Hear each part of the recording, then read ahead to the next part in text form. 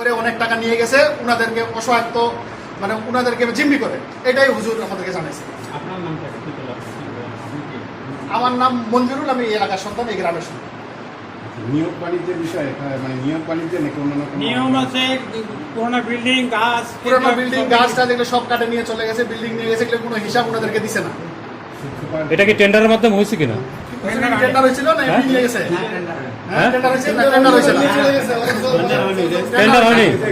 তা আপনি বিদ্যালয়ের প্রধান হিসাবে, আপনি এই মাদ্রাসার প্রধান হিসাবে টেন্ডার যে হলো না, এর বিষয়ে আপনি কি ইয়ে রেখেছেন, মানে আপনি কি ভূমিকা রেখেছেন?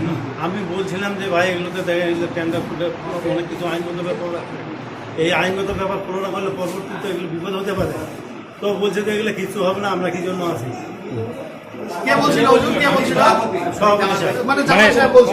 আমার প্রশ্ন সেটা না, আপনি যে বিদ্যালয়ের প্রধান, আপনার ভূমিকাটা কি ছিল?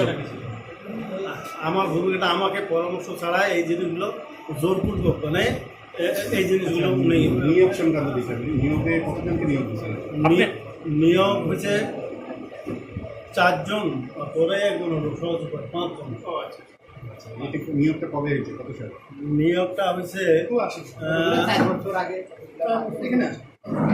20 সালে 21 সালে 2020 সালে 21 সালে। স্থানীয়দের কি এই নিয়োগটা বাতিল সংক্রান্ত কোনো বিষয়ে দাবি আছে বা নিয়োগ বাতিলের বিষয়ে? এখন আজকে যেনারা আসলেন ছাত্র জনতা এবং এলাকার গণ্যমান্য ব্যক্তিরা, এনারা এই নিয়োগটা বাতিলের জন্য এই সংক্রান্ত আপনার তো এটা আপনার নিজস্ব এখতিয়ার নাই আর? জি না, এখতিয়ার নাই। আমি বলছি যে এটা এখন আইনগত ব্যাপার আছে, আইনগত ব্যাপারটা না। স্থানীয় জনতা যে অভিযোগটা যে আপনার নিয়োগ বাণিজ্য করছেন, আসলে এটা কতটুকু চলতেছে না? নিয়োগ বাণিজ্যটা যেটা বলতেছে এটা আসলে সুপার হিসাবে আমি বলবো যে আমি পরিস্থিতির শিকার হয়ে এই জিনিসটার সম্পর্কে আমি কোনো বলি জানিও না, এবং একটি পয়সা আমার মাধ্যমে বা আমাকে কেউ তাহলে নিয়োগটা যে জালিয়াতি হয়েছে এর ব্যাপারে আপনি সততা স্বীকার করছেন? তাহলে নিয়োগটা মানে সিস্টেম অনুপাতে, যেই অনুপাতে যেমন ডিজিট প্রতিনিধি পেপারে এগুলো কিন্তু অলরেডি কিন্তু সেখানে আর্থিক লেনদেন হয়েছে। হ্যাঁ, আর্থিক লেনদেন হতে পারে, আমি মানে আপনি প্রধান হিসেবে সেটা জানেন না। মানে মেধার ভিত্তিতে তো নিয়োগটা হয়েছে না, এটা তো আপনি পরিষ্কার, মানে মেধার ভিত্তিতে হয়েছিল নিয়োগটা। না না, আপনি তো অ্যাপ্লিকেশনে উনি অ্যাপ্লিকেশনে বলে দিয়েছে যে এখানে বলছে যে তো লিখে দিলেন, আপনি সেইভাবে কথা বলেন, আপনি তো এটা দুরকম করে বলা যাবে না। দুরকম করে আপনি কথা বলছেন না, হয়নি না ওনার অ্যাপ্লিকেশনে এটা আছে।